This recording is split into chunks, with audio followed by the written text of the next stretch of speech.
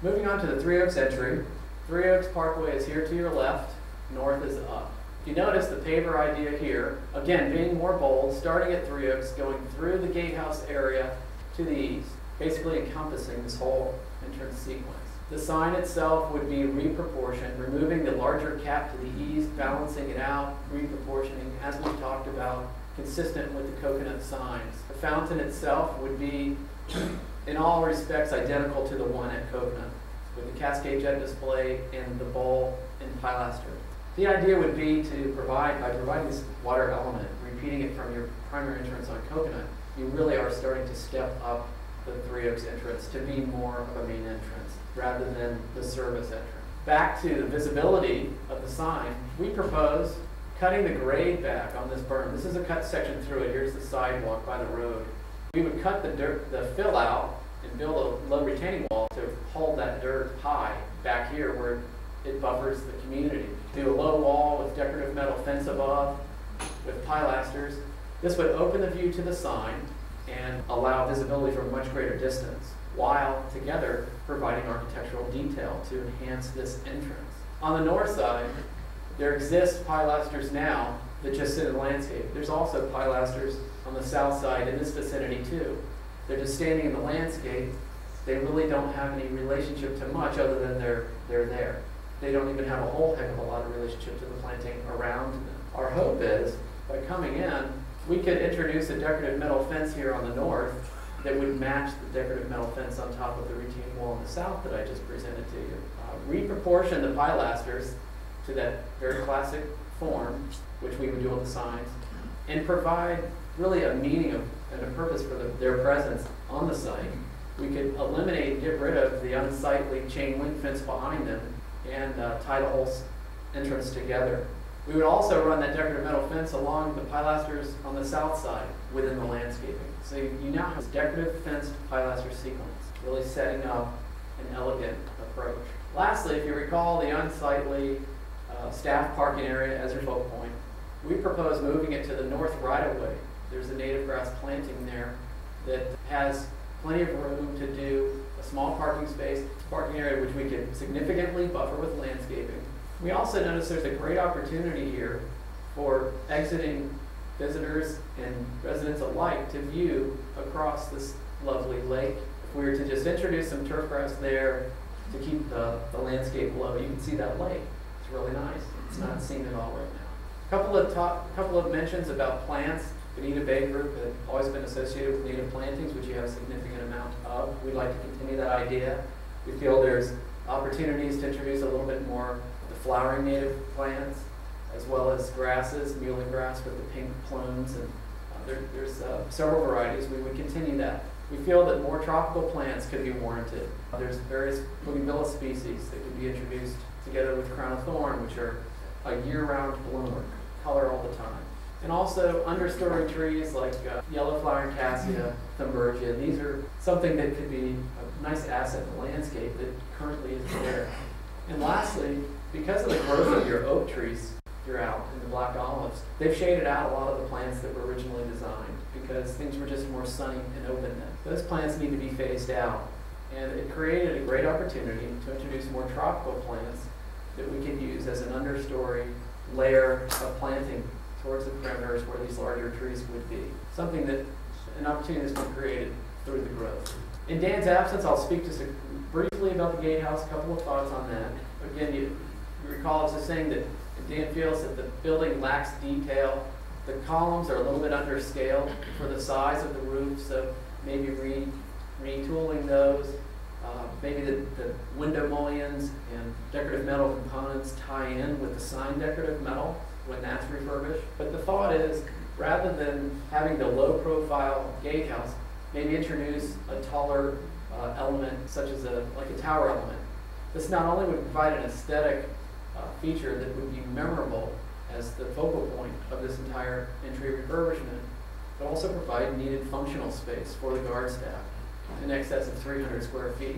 A little bit more detail to the columns, maybe doubling those up so it's more of an appropriate scale to the building itself, and provide a wonderful punctuation to what is sure to be a beautiful, elegant entrance. With that, I'd like to turn it back over to Lou. Thank you, Scott. One thing that I failed to mention earlier that I meant to say is when the committee looked at the two gates that we have, we often refer to Coconut as the front gate, the main gate, and we often refer to the Three Oaks Parkway as the back gate, or the service gate, or the construction gate. We felt pretty strongly that we have two main gates. We don't have a back one and a front one. We have two main ones. So that's some of the thought behind the idea that we wanted to make that gate look a lot better than it does today. Getting to the meat of the program, which I'm sure you're anxious to look at. I'm going to drop right down to the bottom line to begin with. If we're looking at the Coconut Road entrance, the dollar figure shown here is $1,100,000. And I'll go through piece by piece. Starting at the top, we're looking at the pavers. And you recall that Scott talked about two different options there, one of which the pavers went the whole way through to the intersection, and the other plan had stopped the pavers shortly after the gatehouse. Our interest here was to go the whole way through to the intersection, and basically we're looking at about $200,000 to install all the pavers. The simulated bridge idea, we're looking at $220,000. The pilaster bowl landscape features, $55,000. Sign modification to the existing sign that we have, $30,000. A new sign that you would be able to see coming from the east to the west, $35,000. The fountain that you saw prior to getting to the gatehouse, $113,000. The lighted lake fountains, if we were to put two of them in, $25,000. Landscaping and irrigation enhancements, $234,000. Landscape lighting enhancements, and our plans there would be to uplight all the main trees, $50,000. And the gatehouse tower addition, $150,000, coming to a total of $1,107,000.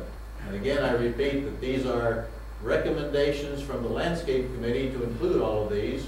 However, there are considerations. No one has said they definitely will be included. The next slide we're going to look at will take you over to the Three Oaks Park entrance, Three Oaks Parkway. And in this case, $459,000 total. We're looking at pavers again, $68,000. Existing sign modifications, $30,000. The fountain, $111,000. I think that number was $113,000 on the other. It's a little bit smaller, but not much difference in cost. The pilaster retaining wall, the fences, refurbishing and so forth, decorating. Put that all together, you're looking at roughly $100,000. The landscape and irrigation enhancements, $80,000. Landscape lighting enhancements, $22,500.